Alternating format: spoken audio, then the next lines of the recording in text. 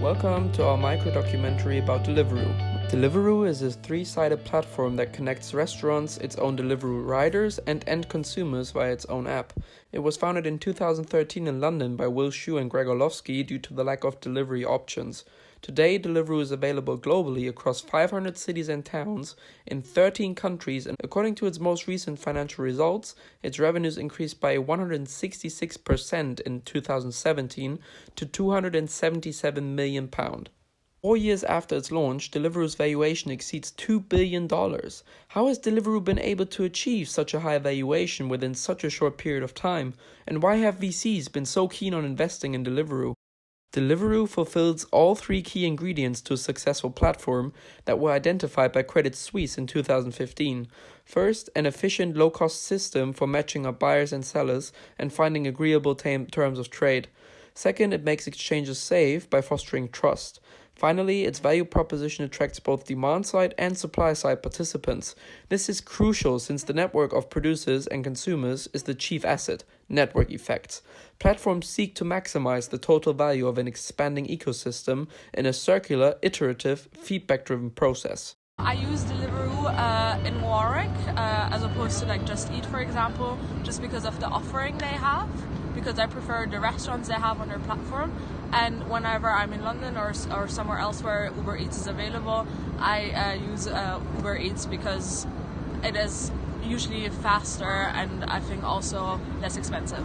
Nando's has two partnerships, so he has Deliveroo and he has Just Eats. So we've got that kind of stable name, so obviously they take more deliveries than Just Eats do. From the restaurant interview, Nando's prefers to be on Deliveroo due to more branding, popularity, and better online marketing.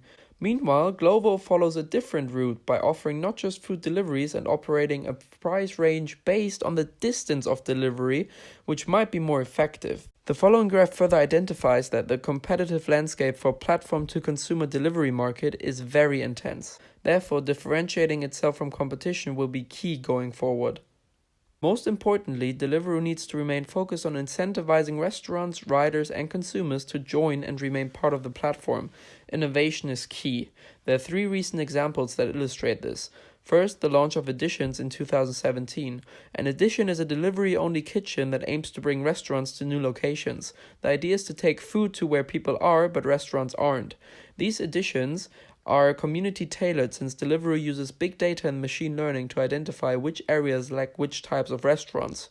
Again, this benefits restaurants since they receive data-backed insights on where to expand, and consumers get access to new types of restaurants.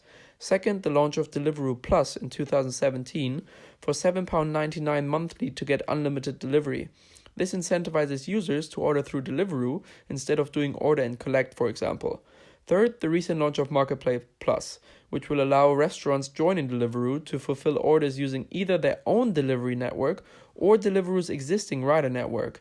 McKinsey in 2016 has identified two key business models: the order-only platform model and the integrated delivery model. Going forward, Deliveroo will combine both.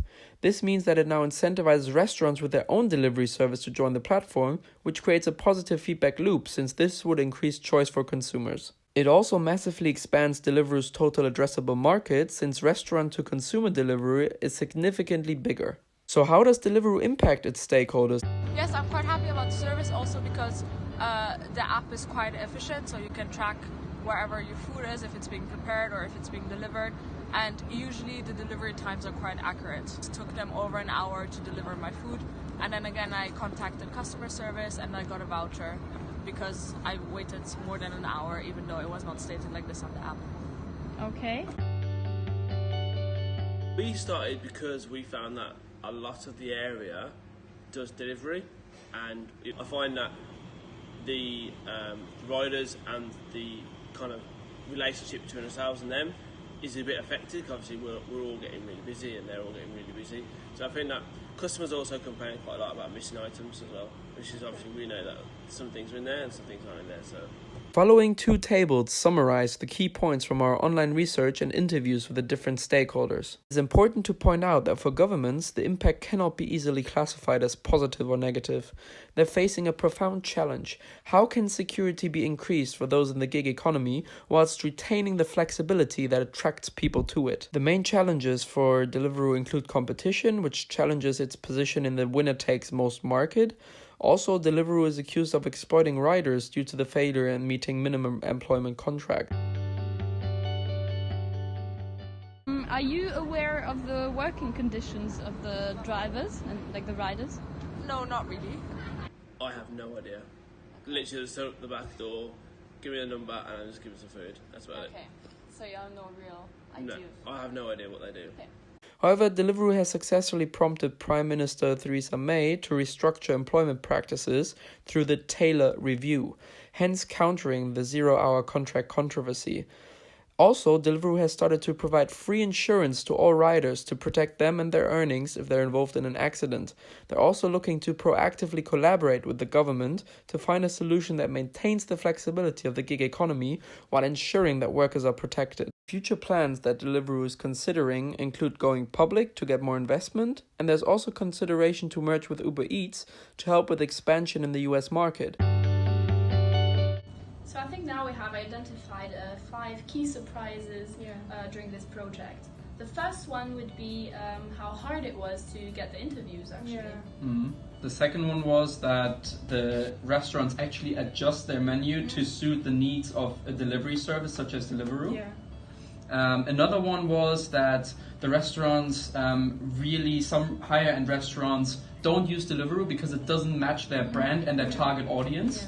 They are older people, higher end of the spectrum, they don't actually use an app. We seem to see that the workers don't see themselves being exploited by the zero working hour contract. They also see this as a short-term employment that they won't consider in the long term. Sharing economy platform has to deal with many different stakeholders, mostly that are kind of decentralized. Their business model was very, very complex. Advertising side and the marketing side, it's really good and benefiting most restaurants. And helping to build the brand. The brand awareness, all this kind of stuff. But on the financial data, it was really, really hard to get, and we didn't manage to have that. Yeah, and what I also noticed is that the value of Deliveroo is very much dependent on the circumstances in the specific city.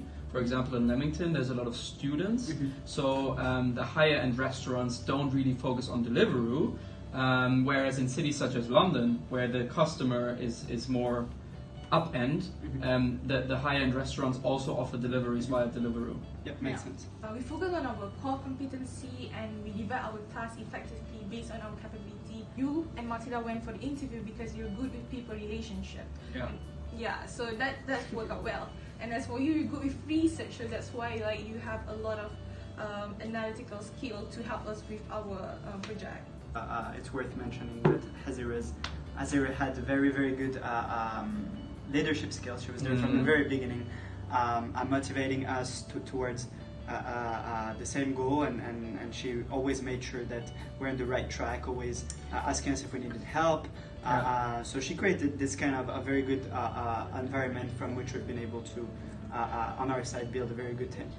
So we did a lot of research to find the perfect software, but in the end we opted for some kind of simplicity that could show our analytical.